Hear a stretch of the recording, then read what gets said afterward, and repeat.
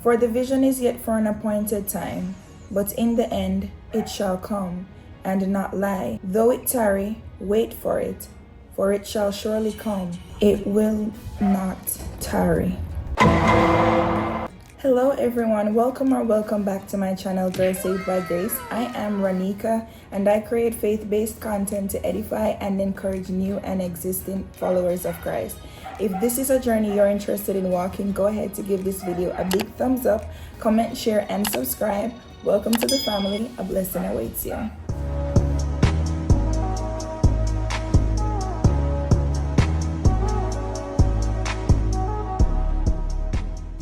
First things first, this is a highly requested video, and if I'm being honest, long overdue.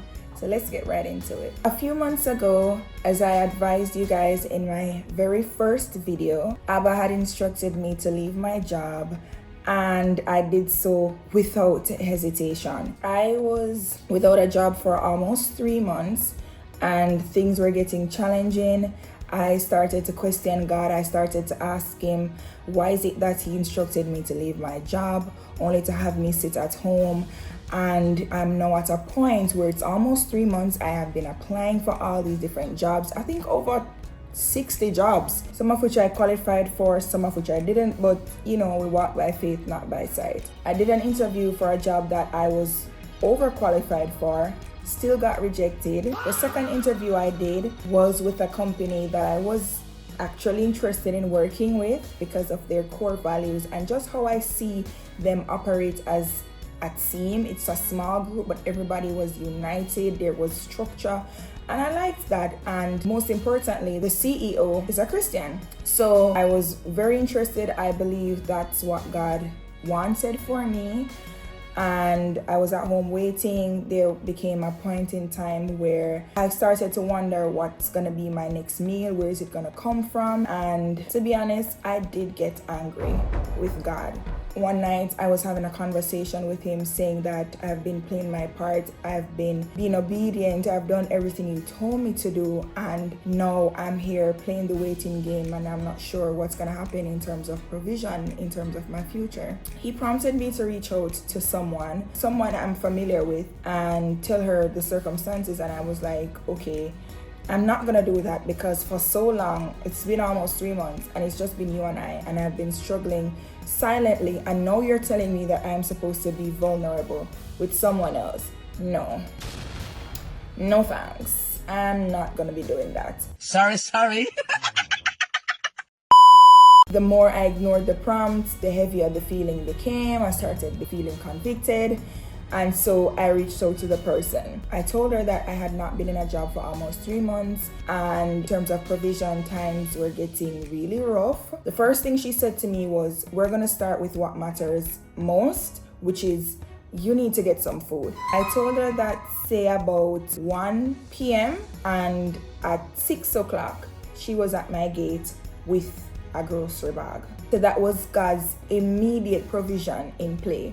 Then she said to me, all right, know that she got me essentials and fruits to make sure that my energy was up. She was really like a mother to me. And yet this is someone that I was hesitant to reach out to because I didn't want to be vulnerable with anyone. But obviously God led me to her for a reason. She said no, that's out of the way. I should send her my resume and she's gonna look around to see what best positions I qualify for. So she gave me the groceries on the Friday. On the Saturday, she told me that she's still looking around. She has not heard from anyone yet, but she knows of an urgent need in ministry. And I was like, okay, tell me more. She's like, okay, this is not a paid position. You're not going to be getting a salary. You'll just be getting enough to take you there, take you back home, and probably have a little change left. So a stipend. And I was like, okay. And I did let her know that I was waiting to hear back from company ABC that I had completed the second interview for, and I was waiting to hear from them. And she was like, okay, no problem. As I said, this is not a paid position. It's just something temporary. So you can do it in the meantime until you hear from that company. And I was like, okay, no problem.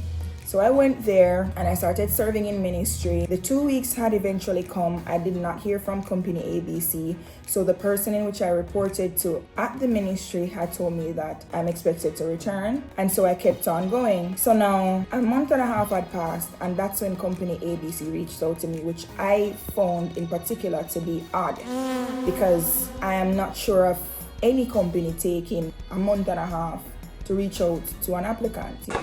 What? Bro, what are you talking about, man? Anyway, they reached out to me and they told me that I'm expected to come in for a meeting on XYZ day at XYZ time. I said, okay, no problem. I immediately cascaded this to the person that I reported to in ministry, and she told me to go hear what they have to say, and then from there I can decide if I want to stay here or go, if that's a better opportunity for me in terms of finances. And I was like, okay, no problem. I also spoke to another friend about it, and the person advised me to seek wise counsel because they didn't know what would be the best route, being that I was already where I am and then this person is reaching out. I shouldn't just jump at it. So he advised me to seek wise counsel, which I did. And then I made the decision to attend the meeting to hear what company ABC has to say. Now, before going to the meeting, I asked God to provide clarity for me. If this is an open door, then confirm it with peace and clarity. And I went into that meeting, heard what company ABC had to say, and I left with quite the opposite. No clarity, no peace. Reason being, firstly, when I had called the company to confirm if it's the same location, because they had advised me that they were going to be relocating. No, this would have been a month and a half after that they're reaching out to me. So I assumed that the delay was due to them relocating. They confirmed that it's the same location that I was interviewed at. I said, okay, no problem. But I did notice that when I called, I realized that the person that I was speaking to was someone different. And I was like, okay. When I arrived to the meeting, I realized that the person whose voice I heard on the phone was the same person who was also the other candidate running for that position. So it was obvious to me at this point in time that that person had already filled the role. So then that put me in a spot to wonder, okay, if she was selected, why am I here? The CEO explained to me that I will be representing not only her company, but another company. She did not disclose what the other company is, what the requirements would be. She told me to expect an email by EOD or the next day or the next week. And I was like, So when I left the meeting, my spirit was unsettled because, again, I already saw where the position I applied for was taken. So for she to be saying I will be representing her company and another company, what? I was confused. So there and then, that was a lack of clarity. Anyway, I waited to see if I would have gotten the email that she said I should look out for. No email arrived. I gave them at least a week. No email arrived, and I brought it back to God, and He instructed me, bless and release that company. It was not the open door. So I stayed where I was, and I continued showing up until months after months started passing, and I started to become depleted in a sense where I was being stretched more than I could healthily manage. And I say this to say I wasn't able to provide for myself. I wasn't able to contribute to bills. I just felt useless in my household and as a person. So this was a concern I brought back to God, and I said, hey, I've been being obedient. I've been doing what you have called me to do. Now I'm at a point where I'm starting to become drained. I'm starting to feel depleted. I'm starting to feel like my needs are not being met. Yes, this should be about service, and I have no problem serving, but at some point in time, when I am serving, I too should be served in terms of my needs. I show up every day, whether late or early, and I do what's required of me. I serve joyfully, even though sometimes it don't look like it because I tend to wear my emotions on my sleeve sometimes.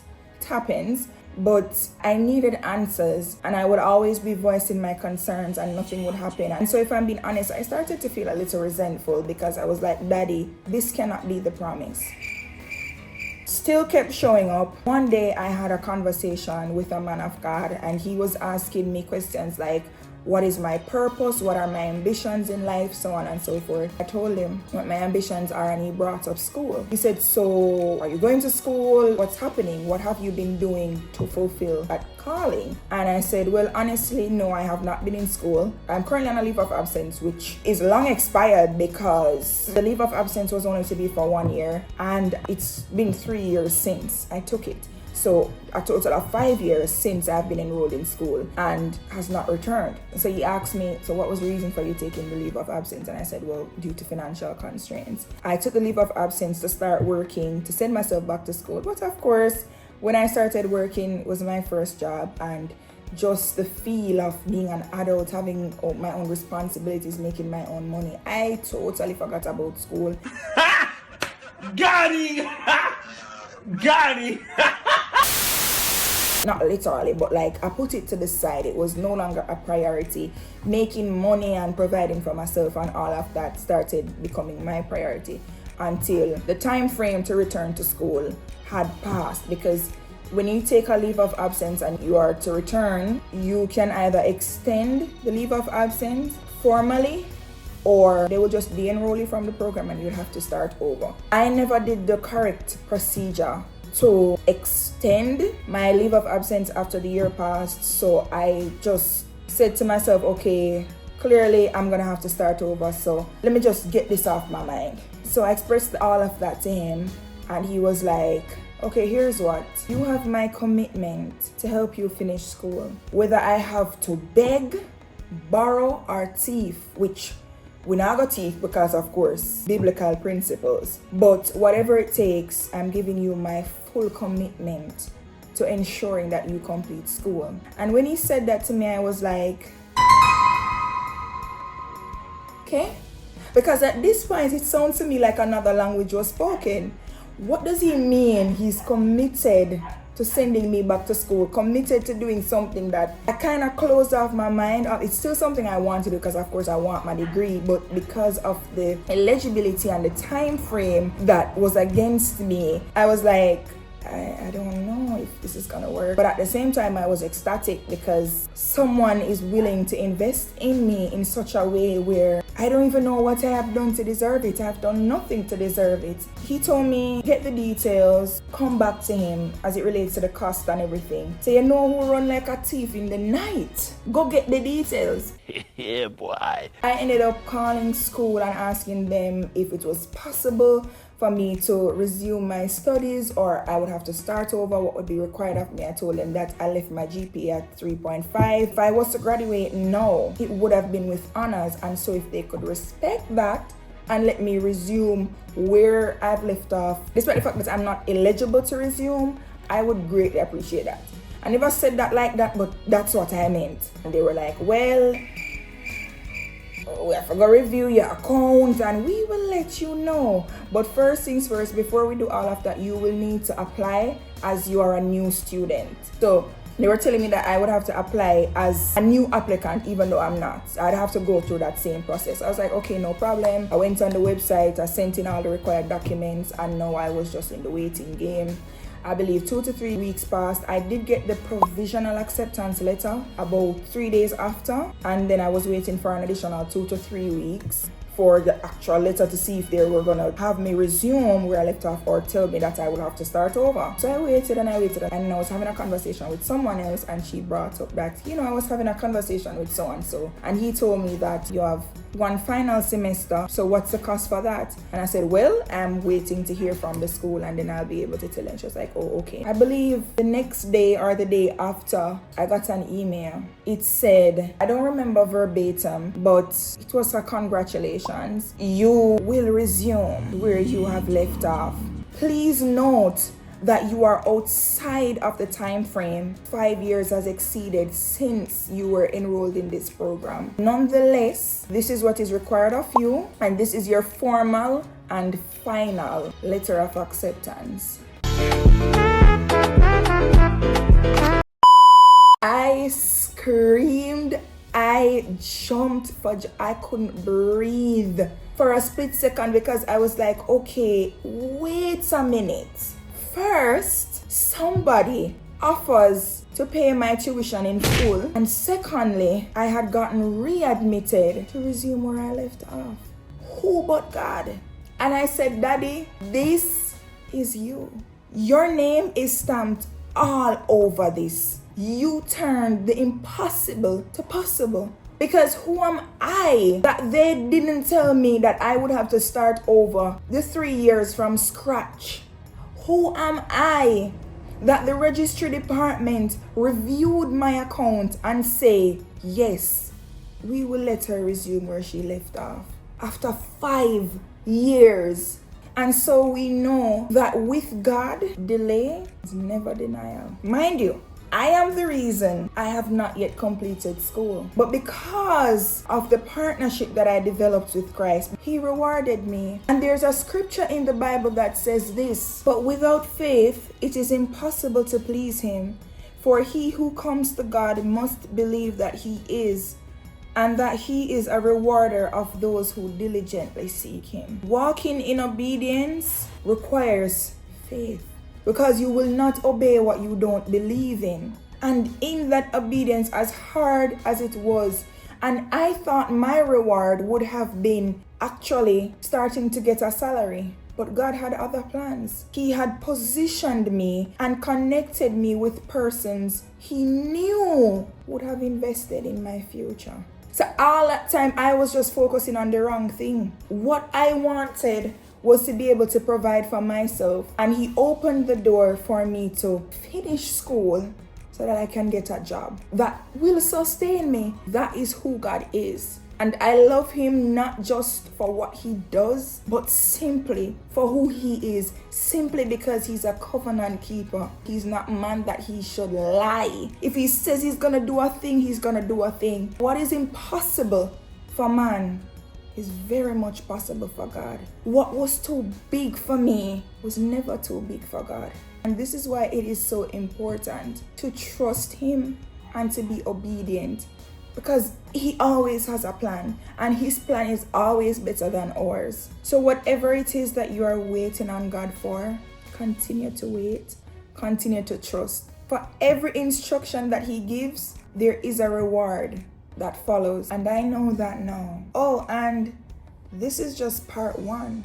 Stay tuned for part 2. So you've made it to the end of this video. Don't forget to give it a big thumbs up, comment, share, and subscribe. And until part 2, shalom.